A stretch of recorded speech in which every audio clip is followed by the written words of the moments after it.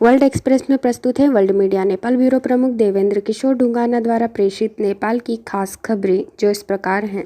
नेपाल के प्रधानमंत्री पुष्पकमल दाहाल प्रचंड ने चीन, नेपाल और भारत के मध्य में विकास का त्रिदेशीय साझेदारी होना जरूरी बताया। वीआईआई के एक दशक व्यापार, लगानी और संपर्क विषय पर आयोजित कार्यक्रम में प्रधानमंत्री प्रचंड अपना संबोधन दे रहे थे। प्रधानमंत्री ने अपने संबोधन में आगे कहा कि विद्युत व्यापार में नेपाल की प्राथमिकता नहीं है, जबकि उसका ध्यान विद्युत उत्पादन की ओर अधिक है। इस मुद्दे पर सरकार चीन, भारत के प्रमुखों से बात करेगी। वीआरआई में आधारित परियोजना आगे बढ़ाने में नेपाल प्रतिबद्ध है। रसुआ के रसुआगढ़ी में निर्माणाधीन बंदरगाह ड्राई पोर्ट का कार्य 50% संपन्न हो चुका है। चीन सरकार के सहयोग से नेपाल इंटर मॉडल यातायात विकास समिति द्वारा बंदरगाह निर्माण कार्य हो रहा है। यह कार्य 2025 तक संपूर्ण होने की संभावना है। तिब्बत फुली कंस्ट्रक्शन कंपनी के कार्यकारी निर्देशक आशीष गुजरेल ने वर्ल्ड मीडिया से चर्चा करते हुए बताया, इस बंदरगाह के बनने के बाद नेपाल चीन में आयात के लिए सुविधा होगी। इस पर 2 अरब 16 करोड़ 60 लाख की लागत रहेगी। अभी तक चीन का सामान भारत आते हुए 45 दिनों में नेपाल पहुंचता है। राष्ट्रीय प्रजातंत्र पार्टी आरपीपी के राष्ट्रीय अध्यक्ष राजेन लिंगदेन ने कहा, संहिता देश के लिए आवश्यक नहीं है। संहिता को अब जोर जबरदस्ती से ले जाने नहीं दे सकेंगे। अतः रक्तपात और दबाव के बिना विचार विमर्श करके राजतंत्र पुनर्स्थापना करने राजनीतिक दल आगे आएं। राजेन लिंगदेन एक आयोजन में अपने विचार व्यक्त कर रहे थे। आपने इसी क्रम में आगे कहा, राजनीतिक दल सुधरें।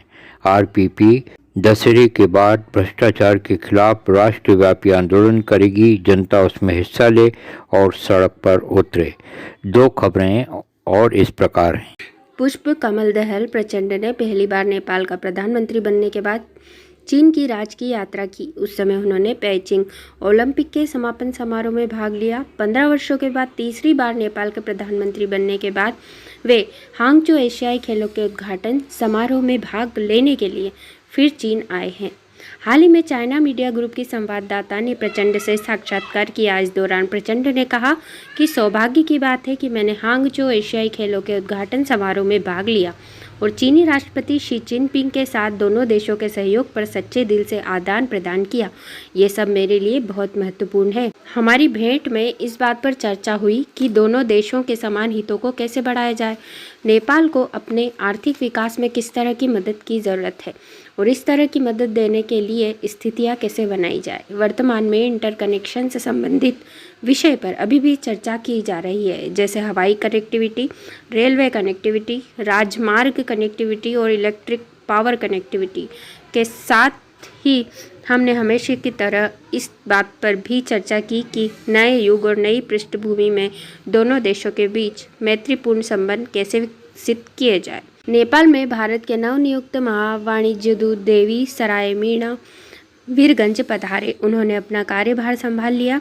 आज ही उन्होंने वीरगंज पहुंचकर अपना पदभार ग्रहण किया। उनके महावाणिज्य दूत के रूप में पदभार ग्रहण करने पर राजनीतिक, सामाजिक, सांस्कृतिक कार्यकर्ताओं ने हर्ष व्यक्त करते हुए उम्मीद व्यक्त की है कि उनके कार्यकाल में भारत नेपाल मित्रतापूर्ण संबंधों को एक नया आयाम मिलेगा और भारत नेपाल मित्रता प्रगाढ़ रहेगी। ज्ञातव्य है कि देवी सराय मीणा को भारतीय विदेश मंत्रालय द्वारा वीरगंज में भारत का महावाणिज्य दूत नियुक्त किया है। उन्होंने निवर्तमान महावाणिज्य दूत नितेश कुमार का स्थान लिया है। वीरगंज पधारे नवनियुक्त महावाणिज्य दूत देवी सराय मीणा जी का वर्ल्ड एक्सप्रेस और वर्ल्ड मीडिया हार्दिक स्वागत करते हुए सफल कार्यकाल के लिए शुभकामना व्यक्त करता है।